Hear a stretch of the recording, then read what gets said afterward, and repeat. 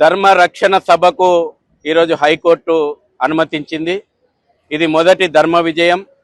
జాగో భాగ్యనగర్ చలో బాలాపూర్ అనేటువంటి నినాదంతో భాగ్యనగరంలో ఉన్నటువంటి అక్రమ బంగ్లాదేశీ రోహింగ్యా ముస్లింలను అరెస్ట్ చేయాలనేటువంటి ప్రధాన డిమాండ్ తోటి 24 జనవరి శనివారం రోజున నిర్వహించేటువంటి సభకు హైకోర్టు అనుమతించినందుకు హైకోర్టుకు ధన్యవాదాలు చెప్తా ఉన్నాం.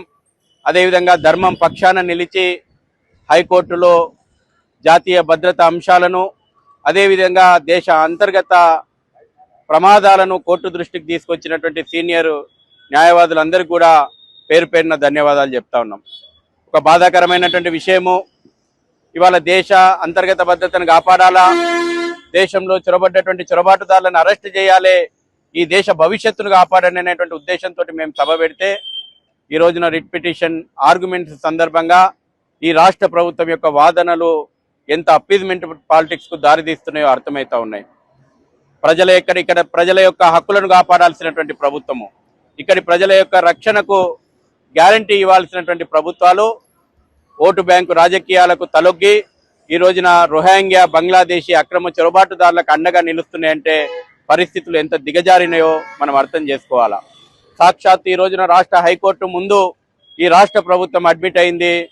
బాలాపూర్, కేవలం ఒక బాలాపూర్ లోపల, అంటే మేము సభ నిర్వహించేటువంటి బాలాపూర్ లోపల 8,000 పైచిలకు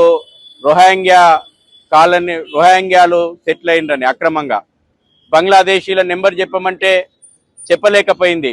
మొత్తం భాగ్యనగరంలో ఎంతమంది అక్రమ రోహింగ్యా బంగ్లాదేశీ ముస్లిం చొరబాటుదారులు ఉన్నారో రాష్ట్ర ప్రభుత్వం చెప్పలేకపోతుంది. మా యొక్క భద్రత, మా హక్కులను రక్షించాల్సినటువంటి రాష్ట్ర ప్రభుత్వము ఈ రోజున అక్రమ వలసదారుల యొక్క రక్షణ కోసం ముందడుగేయడము, ఇది దేశ భద్రతను పణంగా పెట్టడమే. అయినప్పటికీ మా యొక్క సీనియర్ న్యాయవాదులందరూ కూడా సమగ్రమైనటువంటి వాదనలు వినిపించిన తర్వాత మా హక్కులను రక్షిస్తూ ఇక్కడి దేశ భద్రత విషయం లోపల, గంభీరమైనటువంటి విషయం లోపల ప్రజల్లో చైతన్యం రావాల్సినటువంటి అవసరాన్ని దృష్టిలో పెట్టుకొని హైకోర్టు అనుమతించింది. పూర్తి ఆర్డర్ కాపీ రావాల్సి ఉంది. కోర్టు అనుమతిని మేము స్వాగతిస్తా ఉన్నాము. కోర్టు మార్గదర్శనాలను అదే సందర్భం లోపల పోలీసులు ఈ సభను ఎంత అడ్డుకోవాలని ప్రయత్నించినా అనుమతి వచ్చింది. అయినప్పటికీ పోలీసు శాఖ సూచనలు కూడా పరిగణలోకి తీసుకొని ప్రజాస్వామ్యయుతంగా మేము మా సభను నిర్వహించుకుంటాం.